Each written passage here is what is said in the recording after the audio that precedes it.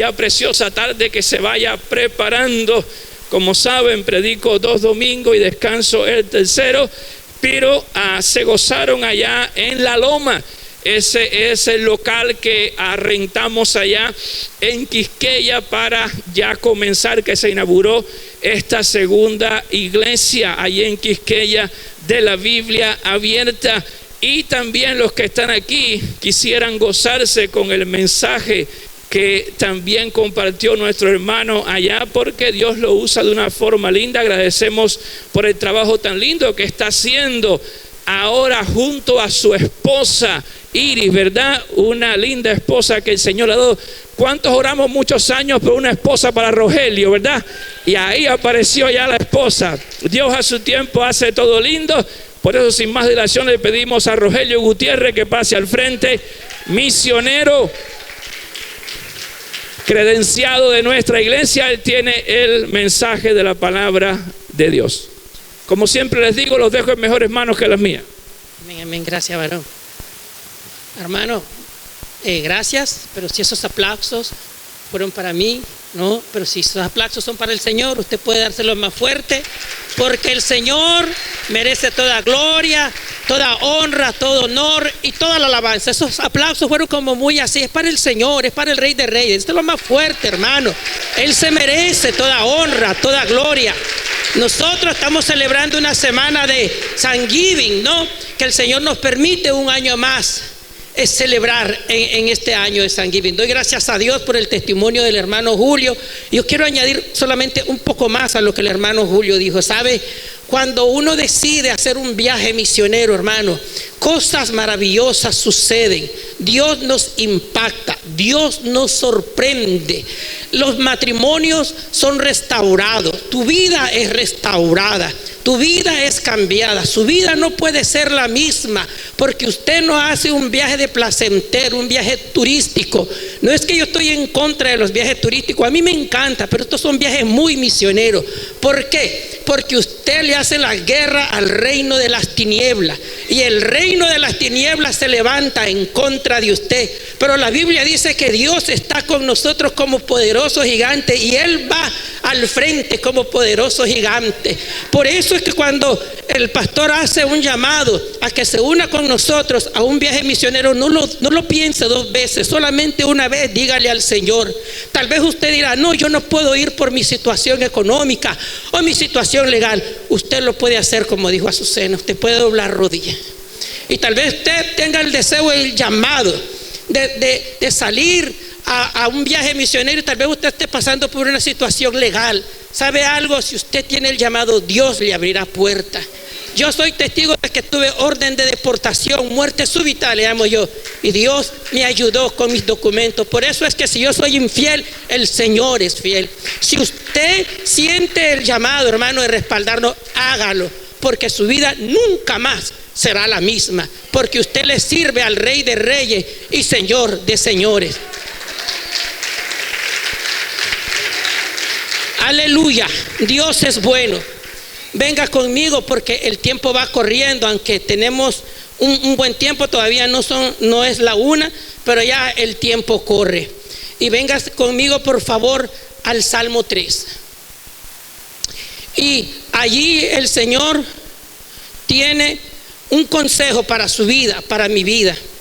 Y antes de leer el Salmo 3, queremos de entrar en oración, darle al Señor el primer lugar como el Señor se lo merece. Señor, te adoramos, seguimos glorificando tu nombre, Padre. Gracias, mi Dios, porque sabemos que tú vas a hablar a nuestros corazones conforme a tu palabra, mi Dios. Te presentamos a mi hermano Rogelio, sabemos que él es tu hijo, sabemos que lo usas con poder. Permite, Señor, que entendamos que todo lo que viene, viene porque tú así lo permites. Que esta palabra cale en lo más profundo de nuestros corazones. Conoces la necesidad de tu pueblo, tú conoces donde hay tristeza, donde hay angustia, donde hay prueba, donde hay tribulación, donde hay necesidad, mi Dios, de sanidad. Padre, a través de tu palabra glorifícate y permite que esta palabra no solo seamos escuchadores olvidadizos, sino que esta palabra sea rema en nuestras vidas. Gracias te damos, mi Dios, y te pido, mi Dios, que tú pongas, Señor de la gloria, ese respeto y esa armonía y esa disciplina de estar, padres, pendiente a lo que tú nos vas a decir a través de tu palabra. Gracias te damos, Señor, en el nombre de Jesús. Amén.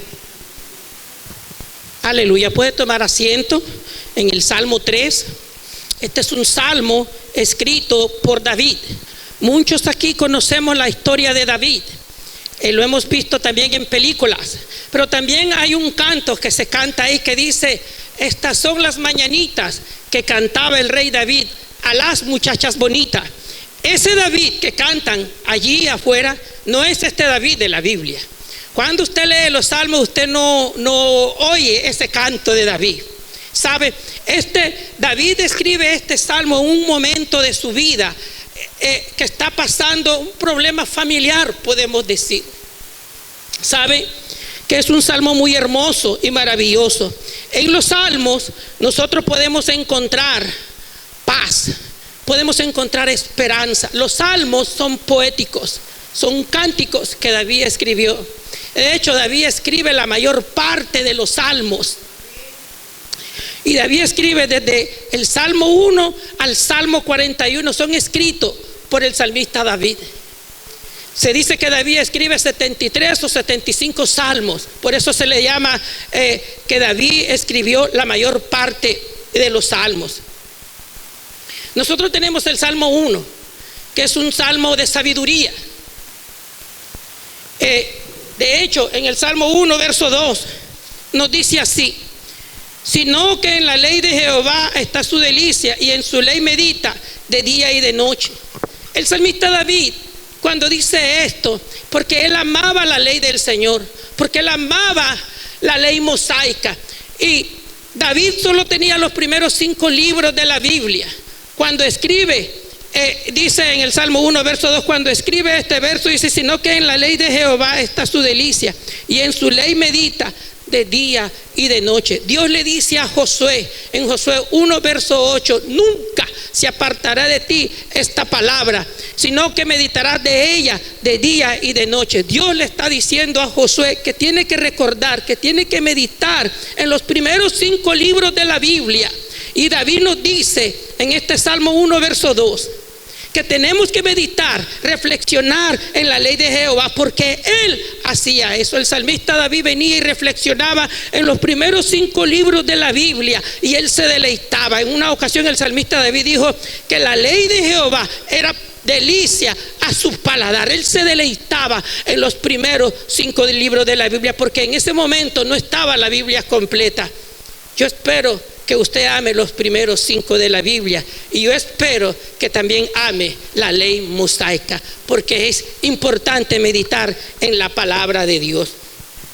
El Salmo 2 es un salmo llamado un salmo profético, o algunos le llaman un salmo mesiánico, y nosotros llegamos al Salmo 3, donde David escribe este salmo, y dice así. El Salmo 3, verso 1: oh Jehová, cuántos se han multiplicado mis adversarios, muchos son los que se levantan contra mí, muchos son los que dicen de mí: no hay para en él salvación. Mas tú, Jehová, eres escudo alrededor de mí, mi gloria y el que levanta mi cabeza. ¿Qué llevó a David a escribir este salmo? ¿Qué llevó a David a poner esta petición, este conflicto que estaba pasando? Este salmo está basado en 2 Samuel 15 y verso 17. Se dice que este salmo fue escrito, inspirado por el rey David de mañana. Por eso a este salmo se le ha llegado a llamar oración matutina, confianza en Dios. En muchas Biblias tiene esta introducción, y se dice que este salmo fue escrito de mañana, cuando David estaba pasando por este momento angustioso, por este momento de conflicto. David era un hombre que ponía su confianza en Dios. David, cuando las persecuciones, sus enemigos venía y se presentaba delante de Dios. Y aquí hay una reflexión que nosotros podemos hacer y hacemos en este salmo. Cuando David le dice al Señor: oh Jehová, ¿cuánto se han multiplicado mis adversarios? ¿A quiénes se está refiriendo el rey David con esto? Porque ya Saúl ya había muerto. Saúl fue su enemigo número 1, quien lo buscaba y lo perseguía para matarlo. Y detrás de Saúl venían los filisteos y otras naciones que pedían la cabeza de David. ¿A quién se está refiriendo David cuando dice: oh Jehová, cuánto se han multiplicado mis adversarios? Muchos son los que se levantan contra mí. Si Saúl ya había muerto. ¿Y qué llevó a David también? ¿Qué llevó a David? ¿Y qué llevó a David a presentar este salmo delante de Dios? ¿Por qué se le presentó este conflicto a David? Según de Samuel 11, se nos dice que David paseaba por su palacio y miró a una muchacha y le gustó. La mandó a llamar y esta muchacha salió embarazada de David. La esposa del vecino sale embarazada y el vecino estaba en guerra, estaba luchando por su rey, estaba peleando por su rey. Esta muchacha sale embarazada y la ley decía que tales mujeres tenían que ser apedreadas. Esta muchacha se ve envuelta por la decisión de un rey, se ve envuelta en un pecado que ella no quería entrar, pero tenía que obedecer a su rey. David se da cuenta que peca delante de Dios, pero David no se da cuenta que Dios está ahí presente. Y sabe, esta muchacha salió embarazada. David quiere limpiarse las manos y manda a llamar al vecino que está en la guerra. Cuando el vecino llega donde David, David le dice a su vecino: vete a tu casa y descansa, porque él quiere limpiarse de lo que había hecho, del pecado que él había hecho. Y el vecino, muy fiel, le dice, y se queda durmiendo afuera. Y le dice en pocas palabras que no. David se da cuenta porque los criados le dicen a David que el vecino se queda afuera, y David le prepara una cena y lo emborracha, porque así él quiere librarse del pecado. ¿Y sabe qué? El vecino muy fiel, Urías Eteo, no va a su casa, sino que él era muy fiel delante de su rey. Y también él sabe que sus compañeros están atravesando momentos muy difíciles en la guerra, porque en una guerra hay muchos problemas y está su vida al borde de la muerte. Y Urías Eteo decide no ir, y David viene y trama la muerte de Urías Eteo. Y de esta forma Urías Eteo marca su muerte, sella su muerte ante su rey que él amaba. Y aquí observamos y vemos algo, y es que Dios estaba allí. Y Dios, al ver lo que David está haciendo, esta muchacha sale embarazada, se ve envuelta en el pecado. Dios le envía al profeta Natán con aquella parábola, diciéndole: había un hombre, mi señor, rico, que tenía muchas ovejas, pero había uno que era pobre, mi señor. Este rico le quitó al que tenía solo una corderita. Y David le dijo: vive el Señor, que ese hombre tiene que morir. Y Dios le dijo a través del profeta: ese hombre eres tú, mi Señor. Y ¿sabe qué? David reconoció que había pecado delante de Dios. David reconoció que el pecado podía traerle consecuencia, y le trajo consecuencia, porque el pecado trae consecuencia. El pecado, por eso Dios está en contra del pecado, porque el pecado trae consecuencia. Y David se dio cuenta y reconoce delante de Dios que había pecado. Y verdaderamente le trajo consecuencias, porque el primer hijo murió. Y no solamente cuando el primer hijo de David murió, David sufre, sino que la madre también sufre, ¿sabe? Porque su hijo había muerto. Y aunque la Biblia presenta a David que ayunó, lloró y todo, pero yo me imagino a aquella mujer también que había perdido a su hijo. No solamente perdió a su hijo, sino que perdió a su esposo, de una manera que ella no buscó, de una forma que ella no buscó. Simplemente se tuvo que someter a lo que su rey había dicho. Betsabé también estaba pasando un momento amargo de su vida. Pero no solamente esto sucedió, más adelante uno de los hijos de David se enamora de una de sus hermanas, Tamar. Amnón se enamora de Tamar y se quiere acostar con Tamar y planifica y planea algo macabro y viola a Tamar. ¿Y sabe algo? Esto llegó a oídos de David y David no hizo nada, se quedó ahí en silencio, no pasa nada. Pero el pecado estaba trayéndole consecuencias aún en su misma familia, porque el pecado trae consecuencias. Y esto no se quedó así. Más adelante David no tomó cartas en el asunto, pero Absalón, hermano de Amnón, tomó cartas en el asunto, hizo una fiesta y mandó a llamar a Amnón y ahí mató a Amnón. Y un siervo llegó y le dijo a David: David, todos tus hijos han muerto. Pero otro llegó y le dijo: no, solo Amnón ha muerto. Absalón mató a Amnón. Y vienen las consecuencias y David no haya qué hacer. Y nos damos cuenta y observamos cuando analizamos esta historia en 2 de Samuel que David no fue un buen padre, porque no tomó autoridad en ese asunto. Y sabe, Absalón tiene que huir y se tiene que ir por temor a lo que David le podía hacer. Y más adelante la Biblia dice que pasaron aproximadamente como 2 años, David lo manda a llamar. ¿Y sabe qué? Cuando Absalón regresa, David no lo recibe en el palacio. Y Absalón tiene que quedarse por ahí. La Biblia enseña que Absalón era un hombre simpático, hermoso. Una vez al año se cortaba el cabello Absalón. Su cabello era hermoso y se adornaba su cabello con oro, dice la Biblia. O sea, si Absalón estuviera en esta época, Absalón fuera la envidia de muchas mujeres, sobre todas esas que son vanidosas. Hay una revista que se llama Vanidades. Y Absalón fuera la envidia de muchas mujeres. Y sabe, no solamente esto, Absalón estuviera en la cima de Hollywood, porque la Biblia enseña que este joven era hermoso, de buen parecer. Pero esto no solamente queda allí. Absalón, cuando llegaban los problemas ante su padre David, ante el rey David, recibía a las personas y le decía: el rey está ocupado, el rey no puede y yo te voy a servir. Y en una ocasión Absalón dijo: si fuera yo juez, porque él se llegó a considerar o a constituir juez cuando Dios no lo había llamado a él para ser juez. Tomó un lugar y tomó una posición que no era de él. Y más adelante Absalón reúne a un ejército y se va en contra de David. Su propio hijo se va en contra de David.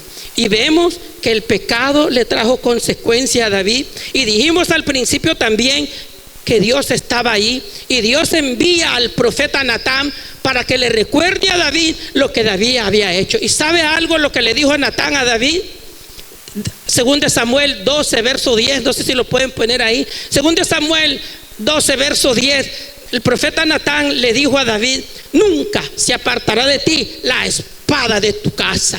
Y David pudo ver las consecuencias en su misma familia. ¿Sabe algo? La espada está puesta sobre este mundo por sus maldades. La espada está puesta sobre este mundo por sus pecados. Me decía Marta en República Dominicana, aquí en la comunidad donde nosotros vivimos, me dice Marta, las personas, el 90% no creen en el matrimonio. No me dijo que vivían juntos, solamente me dijo: aquí el 90% de las personas en República Dominicana no creen en el matrimonio. Y cuando ella me decía eso, yo pensaba, decía: si supiera que en los Estados Unidos no es en el 90%. Y yo creo que es el 100% donde las personas ya viven así, en unión libre. Y yendo un poco más allá, las conozco iglesias, no aquí, conozco iglesias donde las personas van juntas, no son casados, viven juntos y quieren matrimonio. Y se molestan y se enfadan cuando no se les da el privilegio de servir, porque tienen talento, son talentosos, pero no pueden porque no son casados. Y hay un gran problema en las iglesias. Aquí conozco iglesias, podría mencionarle iglesia. No conozco a alguien aquí. Esto sucede en otras iglesias, porque en otras iglesias pasan y suceden cosas donde el pecado es acariciado, donde el pecado donde el pecado es sobado. Conozco en otros lugares esto. Dios no permitió, Dios exhortó a David diciéndole: la espada nunca más se apartará de tu casa. Y nosotros vemos el mundo en el que vivimos, cómo la espada de Dios está puesta sobre este mundo. Confusiones, guerras, desconfianza, en las mismas familias, los conflictos que hay. Pero David, en medio de todo esto, se arma de valor, porque David tenía una relación con su Dios. Y David sabía que Dios podía perdonar sus pecados, porque no hay pecado que Dios no pueda perdonar. ¿Sabe algo? David vino y le pidió perdón a Dios. ¿Sabe qué? Dios perdonó el pecado de David. Y tal vez usted dirá esto: pero Dios perdonó a este hombre que abusó de su autoridad, se acostó con la esposa de su vecino. Sí. Mandó a matar a su vecino. Sí. Dios lo perdonó, como Dios me perdonó a mí, como Dios le perdonó a usted. La Biblia también nos presenta a Urías, este hombre que fue fiel delante de Dios, este hombre que fue justo delante de su rey. La Biblia dice en el Antiguo Testamento, el libro de Proverbios dice: torre fuerte es el nombre de Jehová, a él correrá el justo y levantado será. En el Antiguo Testamento hubieron hombres y mujeres justos delante de Dios, no porque ellos reflexionaban, amaban la ley mosaica. Yo no estoy diciendo que nosotros estamos debajo de la ley, solo estoy diciendo lo que David dice en el Salmo 1, verso 2, porque gracias a Dios nosotros estamos bajo la gracia. Si estuviéramos bajo la ley, 1000 cabezas anduvieran por allá, tal vez la mía fuera la primera.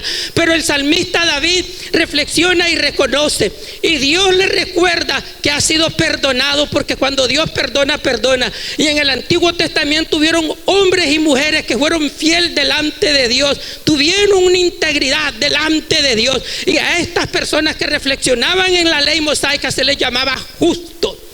En una ocasión le tendieron una trampa a Daniel y decían entre sí sus adversarios, sus enemigos: pero a este, ¿de qué le vamos a acusar si es fiel en su ley y con su Dios? Y uno de ellos dijo: levantemos un edicto que solo a Darío hay que adorar. Verdaderamente el edicto se levantó para adorar y orar solamente al rey Darío, y David fue fiel con su Dios en sus oraciones. No dejó de cesar sus 3 tiempos en oraciones.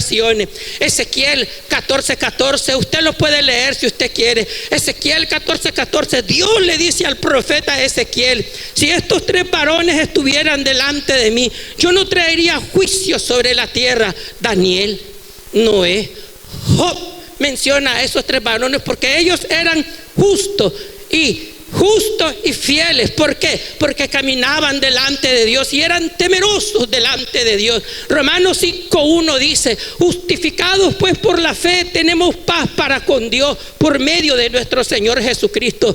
Hoy por hoy la iglesia, aquel que le ha entregado su vida a Jesucristo, es fiel, es justo delante de Dios, porque ha sido limpiado por la sangre preciosa de Jesús. Somos justos por la sangre preciosa de Jesús. Somos hijos por la sangre preciosa de Jesús.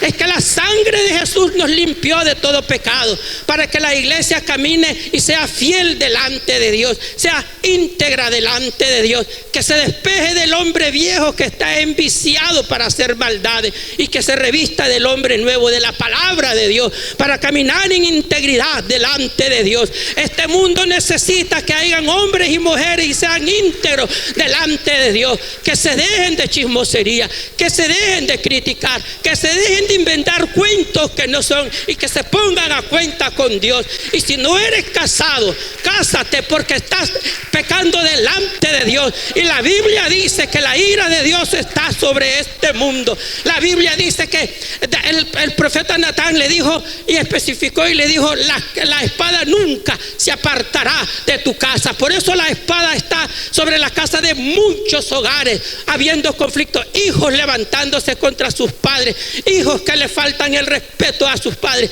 padres que ya no saben qué hacer con su hijo, si es varón o si es mujer, y la maestra viene y le dice: tú eres un niño, pero eres una niña, y los padres no saben qué hacer. Hay familias que están así confundidas. Si usted conoce a Jesucristo, venga delante de Dios, presente a su familia y sea íntegro y puro delante de Dios, para que delante de Dios haya un nombre, como el ángel le dijo a Daniel: Daniel muy amado.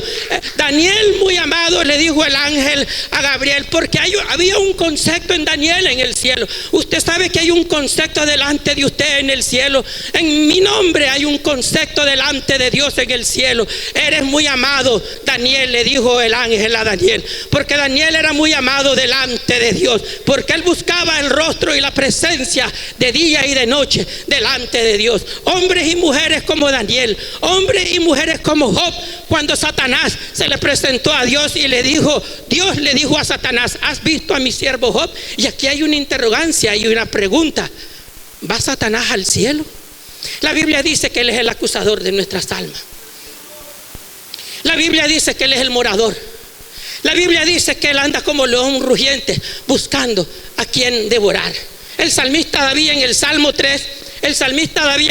3, levanta este clamor, levanta esta oración delante de Dios y pone su confianza delante de Jesucristo, y pone su confianza delante de Dios. Usted y yo podemos poner nuestra confianza delante de Dios, no importando el problema o la situación que nosotros estemos pasando. Hubieron hombres y mujeres que pusieron su confianza delante de Dios. Rahab, aquella ramera que no tenía una esperanza, que no había esperanza en aquella mujer, decidió salvar a aquellos 2 espías y salvó a aquellos 2 espías con una condición: sálveme a mí y a mi familia. Aquellos 2 espías le pidieron una señal, como aquella señal que pusieron los hebreos cuando pasó el ángel de la muerte. Pidieron una señal y aquella mujer puso una señal, a lo cual nos dice a nosotros que toda la ciudad de Jericó, el rey, los gobernantes que vivían ahí, sabían que venía un juicio sobre ellos. O sea, este mundo en el que nosotros vivimos, los gobernantes y los políticos saben que viene un juicio sobre ellos. Con todo y eso no se quieren arrepentir de sus maldades y de sus pecados. La iglesia escucha, la iglesia oye, pero dentro de la iglesia hay hombres y mujeres que son fieles delante de Dios, y Dios honra la presencia y la humildad y el amor de aquellas personas que tienen para con su prójimo. Rahab escuchó. Eso me dice a mí que el rey y todos los gobernantes sabían que venía un juicio delante de Dios, y Dios usó a aquella mujer. Rahab se casó con un príncipe de los israelitas y tuvieron un hijo. ¿Y qué me dice de Ruth, la moabita? De Ruth, de los moabitas, se decía que eran idólatras, que eran gente que sacrificaban seres humanos para sus dioses, para sus paganos demonios. La historia enseña, y la Biblia dice en la ley mosaica: no entrará moabita a la congregación de Jehová. Pero Ruth decidió creerle al Dios de Israel cuando Noemí, ya Noemí acabada y sin esperanza.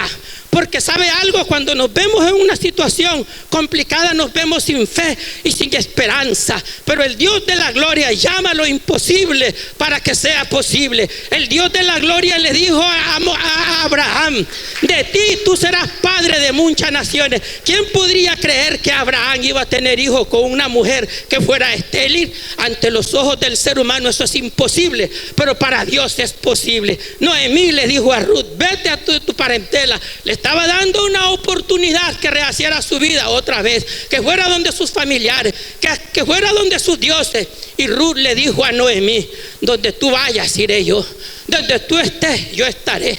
Tu pueblo será mi pueblo y tu Dios será mi Dios. Ella decidió creerle al Dios de Israel. Ella puso su confianza y su fe en el Dios de Israel. Cuando usted pone su confianza al Dios de Israel, cosas grandes pueden suceder, cosas grandes sucederán. No es porque lo dice uno que trae un mensaje, es porque lo dice su palabra. La palabra de Dios dice: en Él son las promesas sí, y en Él son amén. ¿Cuántos problemas hay en los matrimonios hoy ahora? Gente que están por divorciarse y no tienen esperanza. Si usted pone su confianza en Jesucristo, Él llama las cosas que no son como si fuesen, porque para Dios no hay imposible. Usted ha experimentado la presencia de Dios, usted ha experimentado los milagros de Dios, porque Dios sigue haciendo milagros. Él es el Dios de lo imposible. Él llama las cosas que no son como si fuesen. Dele un aplauso al Rey bendito por los siglos de los siglos.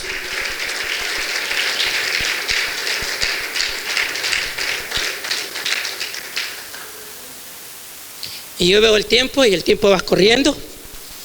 Y dice, y es por eso que cuando David está pasando todos estos problemas y esta situación, viene y presenta este salmo delante de Dios.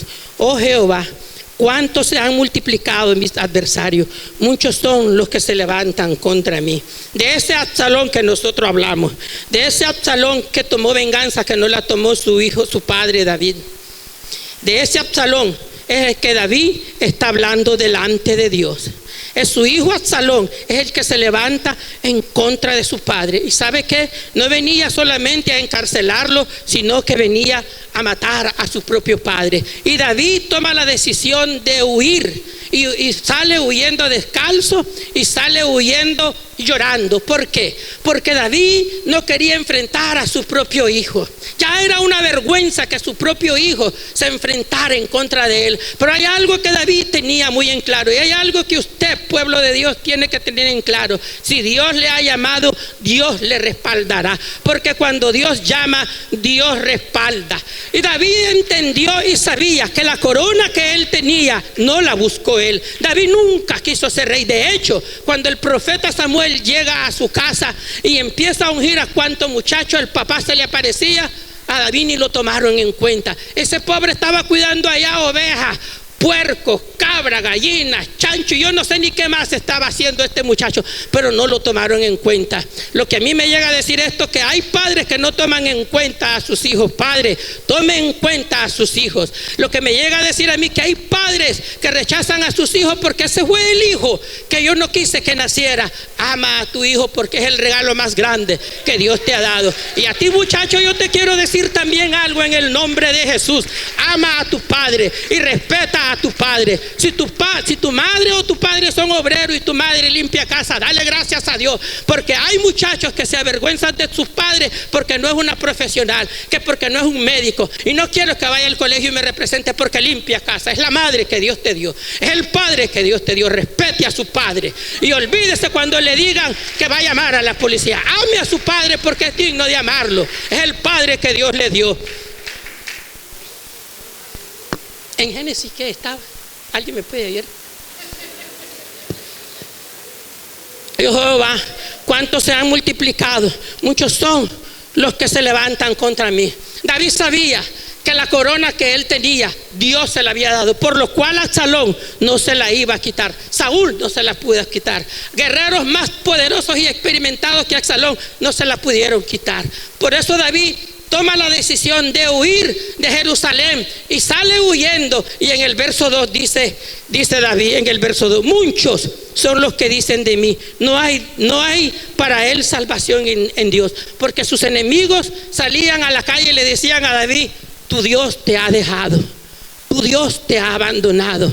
Su Dios lo dejó porque se levantó su hijo contra él. Y qué vergüenza cuando un hijo no honra a su padre. Esa es la humillación más grande que el salmista David estaba atravesando por sus propios pecados. Porque el pecado trae consecuencias, déjeme decirle. Y David estaba pagando lo más profundo de su vida, la vergüenza que tenía.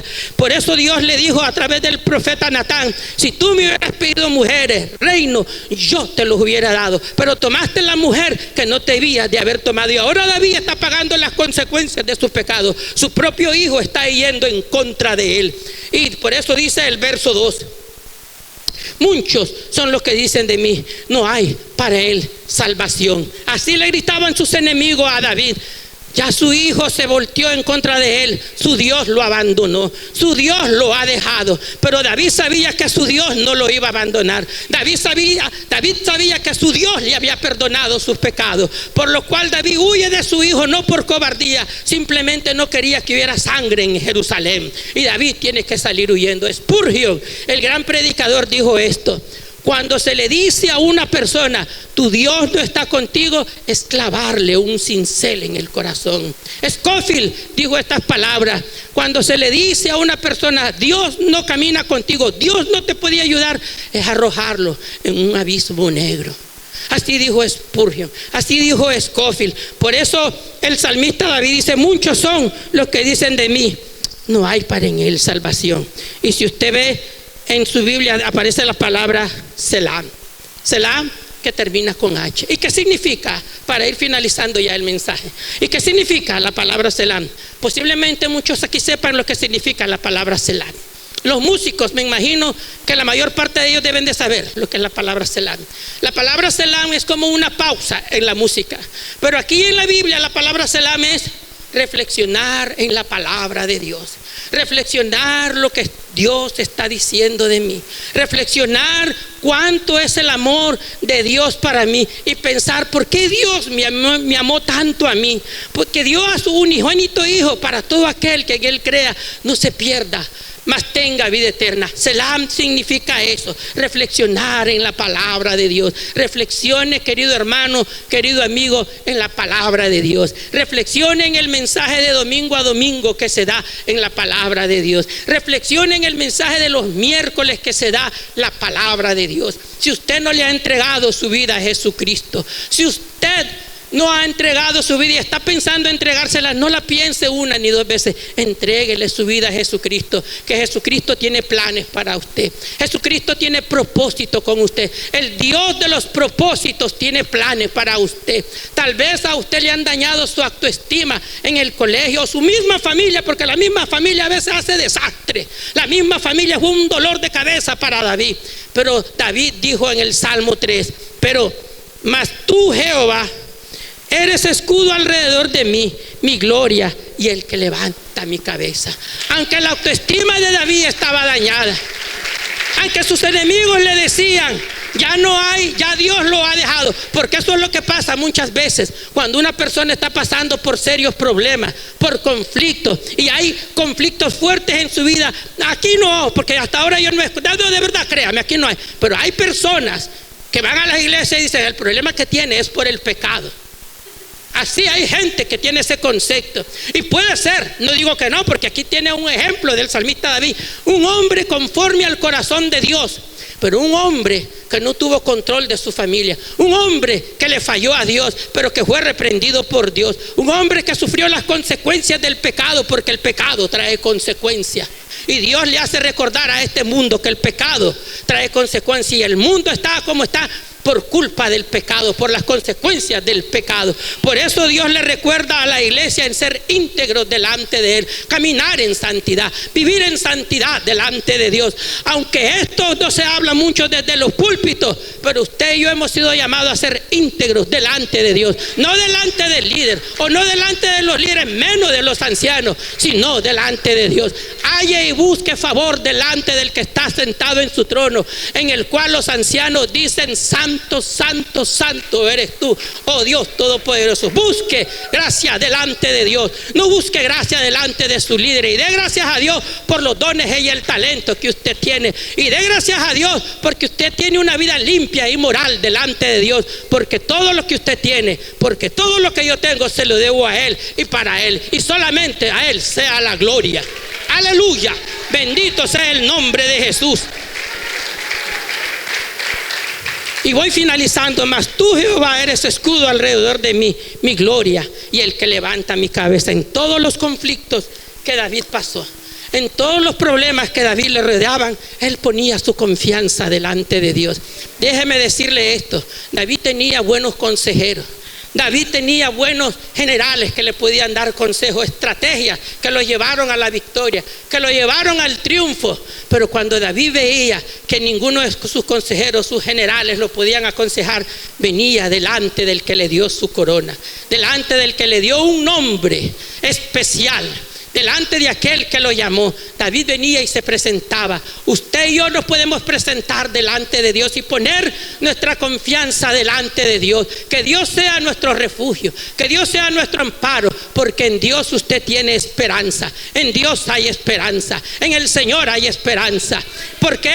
Porque Él es el Dios de lo imposible. ¿Por qué? Porque Él es el Dios que nada es imposible para Él. Bendito sea su nombre.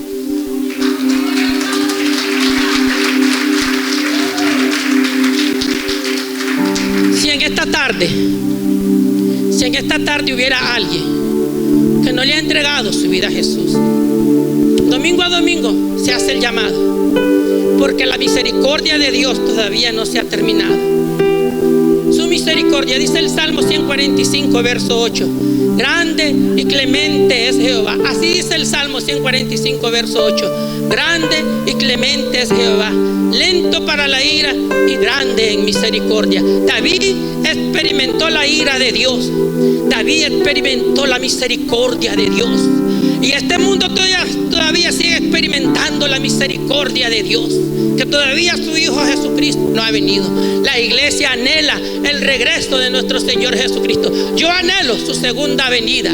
Ya no quiero seguir sufriendo más en este mundo. Ya no quiero ver más dolores. Pero mientras el Señor no venga, siempre estará la puerta abierta para aquel que no conoce a Jesucristo.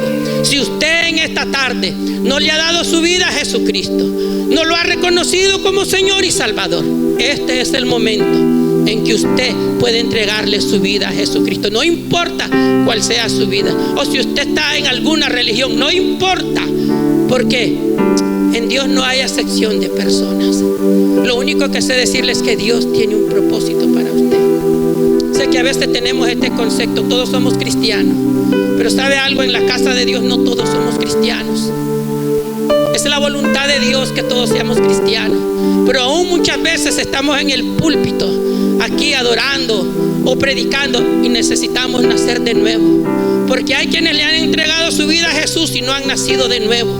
Jesús dijo: por sus frutos os conoceréis, no por los dones ni por los talentos, por su fruto el cristiano es conocido. Le decía a Marta cuando estaba en República Dominicana, ella es de Guatemala, y Marta vive en República Dominicana. Ella es una señora de edad, como usted la vio la otra vez aquí. Yo le decía a Marta: usted es una persona de inspiración, porque aún conozco muchos dominicanos que no quieren saber de tu tierra y no vienen a tu tierra, pero usted, que es de otro país, está aquí, y Dios la ha honrado dándole un esposo más joven que ella, como me ha honrado a mí, por su misericordia.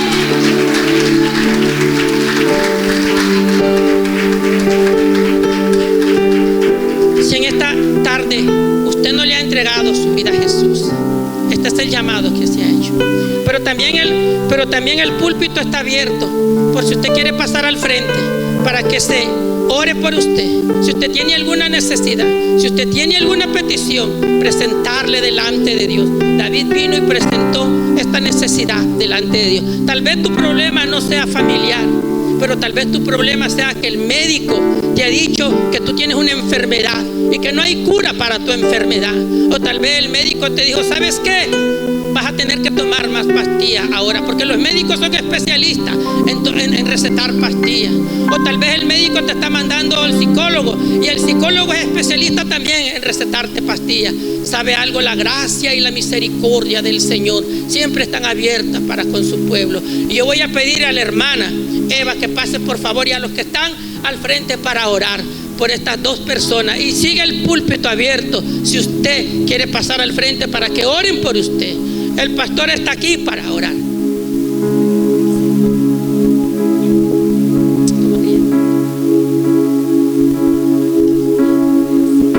Oramos. Padre, en el nombre de Jesús, en esta tarde, Dios, te damos gracias por la vida de esta joven, Señor. Gracias, Señor, porque tú la has llamado, Señor. Amor eterno la has llamado. En el nombre de Jesús, gracias. Porque ella, Señor, reconoce que te necesita y que se ha desviado, pero hoy se presenta delante de ti para decirte que ella quiere caminar, Señor. Gracias, Padre, porque tú la aceptas. Como, Señor, las 99 y una oveja se fue, Señor, y tú fuiste por aquella. Hoy tú viniste por uno. Y gracias por su vida, Señor. Gracias por la decisión que ella ha tomado, Señor. Yo no sé por qué ella, Señor, te conoce, Señor, y decidió no caminar contigo. Yo no sé, pero tú lo sabes, Señor. Tú lo sabes todo, Padre. Y por eso te doy gracias, Señor. Pon, Señor, sobre su vida paz. Y dale gracias, Señor, a las personas que le rodean, Padre. En el nombre de Jesús, gracias por la vida de esta joven, Dios. Bendito eres tú, Señor. En el nombre de Jesús, Padre. El púlpito está bien. Ustedes pueden cantar. El púlpito sigue abierto.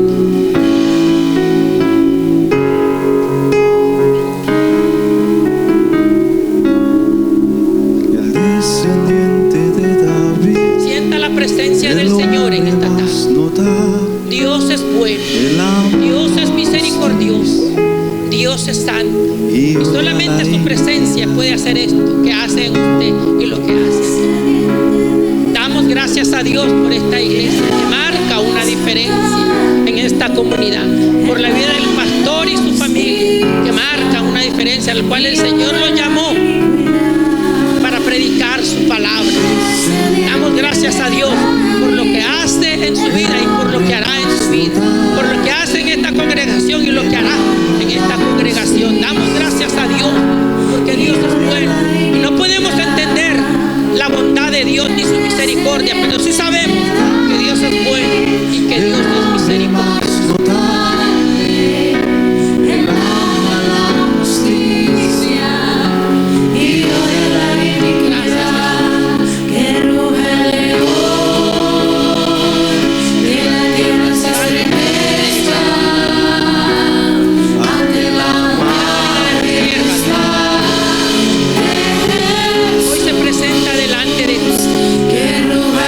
Conoce su corazón, su mente y su entrada.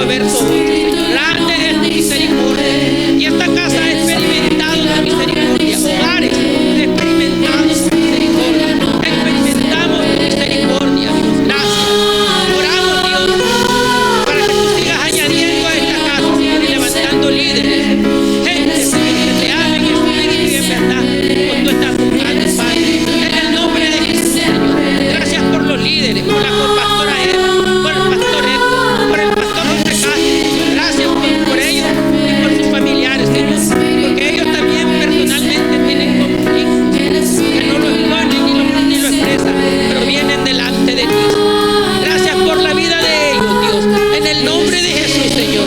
Nos despedimos no de tu presencia, Señor,